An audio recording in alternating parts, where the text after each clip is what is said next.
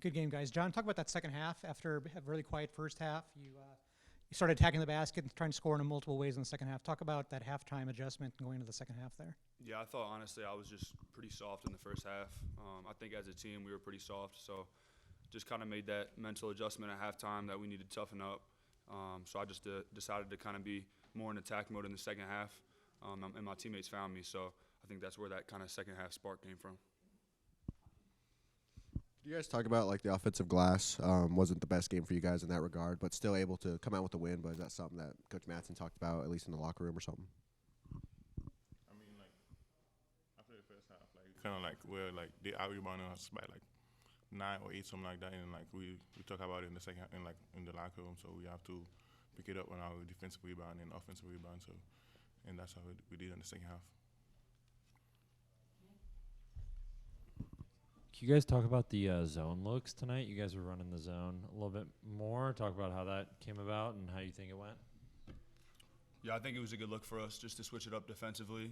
Like Lee said, we didn't do great defensively in the first half, so just giving us another look, giving them a different look in the second half, I think that gave us a good spark, and we were able to get some stops on that. Day wasn't like one of his better scoring games today, but you guys were able to rally collectively and put up enough to get that win, even though it was tough. Can you talk about the offense in a game like that where Day isn't, that 25 points like he had in previous games?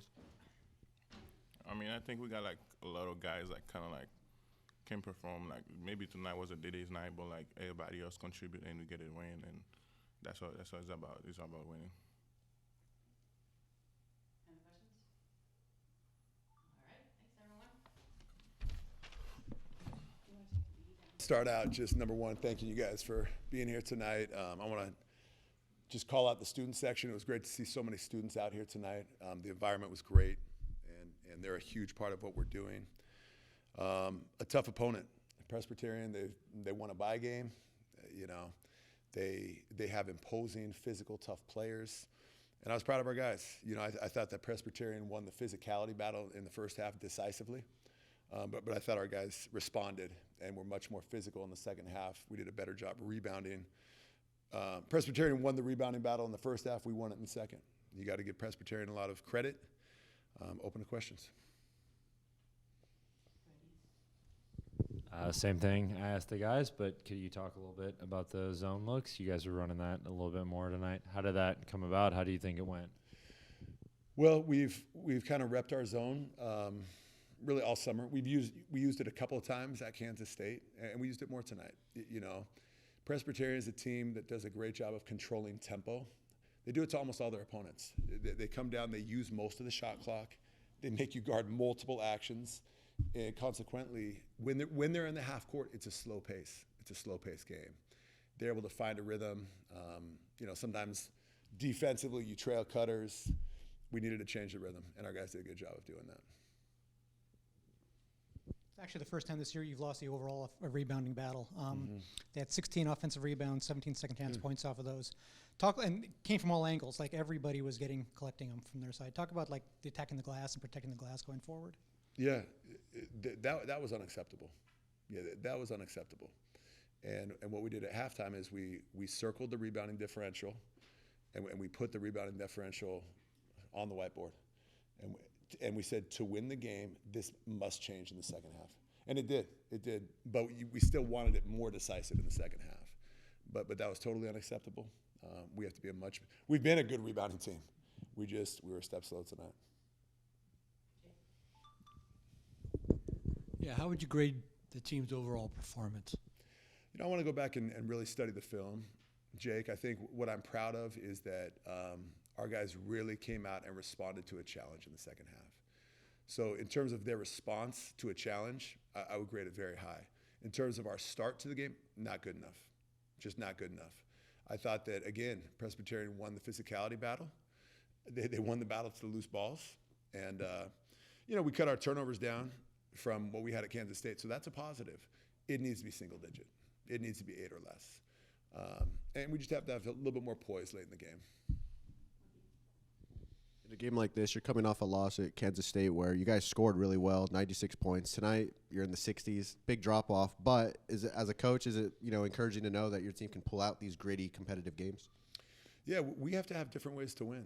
Our defense took a step this summer because our players bought in. Our defense took a step.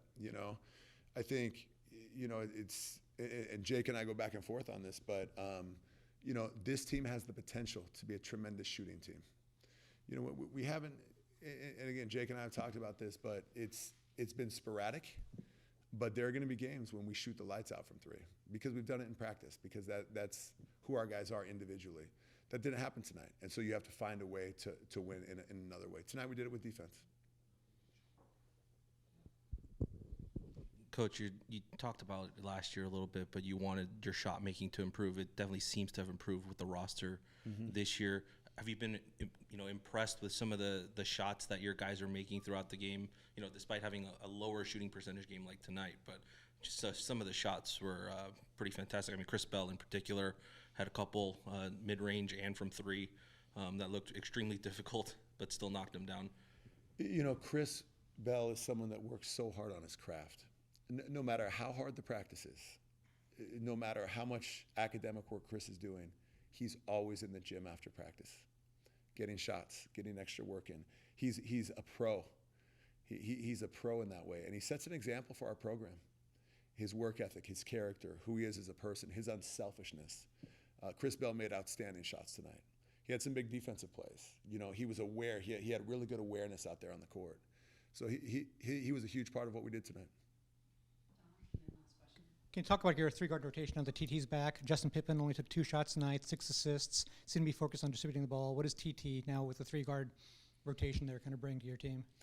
I thought that I thought TT really changed the game at Kansas State, and he had a lot of nice contributions tonight. He got in the paint. He had an assist. He got a steal. He was physical. Pip's line, we talked about it after the game in the locker room. 6 assists, 1 turnover.